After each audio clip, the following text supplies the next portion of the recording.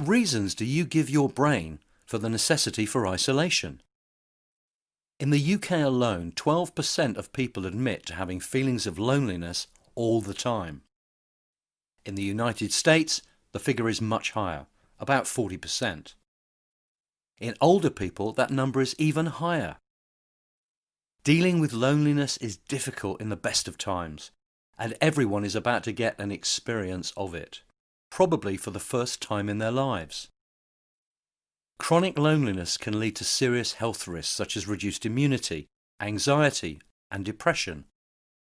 So it is important that we find ways to help ourselves and others not to feel so isolated and alone.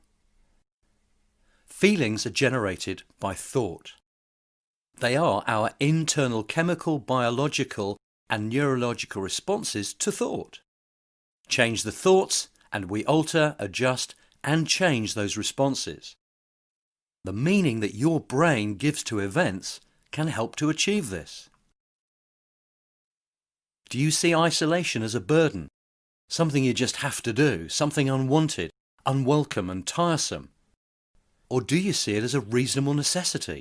Something to keep you and your family safe, a potential life-saving course of action. Maybe you're one of the rare people who see this as an opportunity to catch up on their box sets, do something they've been meaning to do for ages, and a great opportunity to spend some unusually focused quality time with themselves, their partner, their kids or their family. The more resourceful your meaning and the more opportunity you build into it, the easier it will be to face, go through and overcome. Attitude not only equals altitude, it shows character, personal resolve and something to be proud of. It also inspires those around you and makes the whole experience so much easier for them too. If you live alone, then depending upon how you feel about that, it may be easier or harder. And remember that whilst you may not be able to share the same space with someone, technology makes communication quicker and easier anyway, and you can see who you're talking to as well.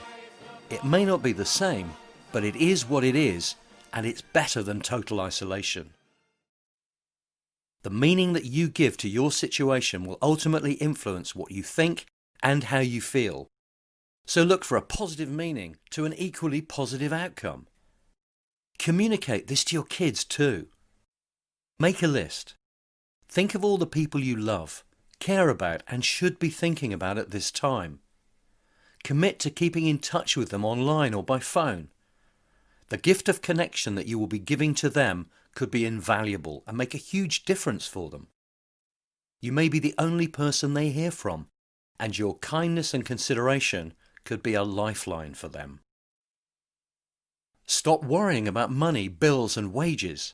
Yes, money is a concern for most of us, but unless you are poor, not broke, poor, homeless, infirmed, elderly or vulnerable in some way, try to get some perspective. Is money more important to you than your health? Is it more important to you than your partner, your kids or your family? Focus on what matters, really matters, and realise that you're not alone. Every household in the entire country is facing the same threats as you. Some people more, because they won't survive this. Focus on what you have, not what you don't have or fear losing. Unless there is something positive, constructive and safe that you can do to change everything, then whatever you think, feel or worry about is going to happen whether you wish it away or not. You can deal with financial challenges after the event. Some people won't have that luxury. This is not an easy situation for anybody, but if it cannot take your birthday away, then it's not something that can't be changed in the future. Become a mentor and show the very best version of yourself. In times of crisis, people need leadership, comfort, and some level of certainty about today, tomorrow, and the future. They need to hear positive information and inspiration from family and friends about what they can do, not what they can't. Be the very best version of yourself by doing everything that you can to look for a positive slant, say positive things, and see positive outcomes in your mind. Remember that the mind always goes in the direction of its most dominant thoughts. So your thoughts will always lead your emotions and perceptions in only that direction.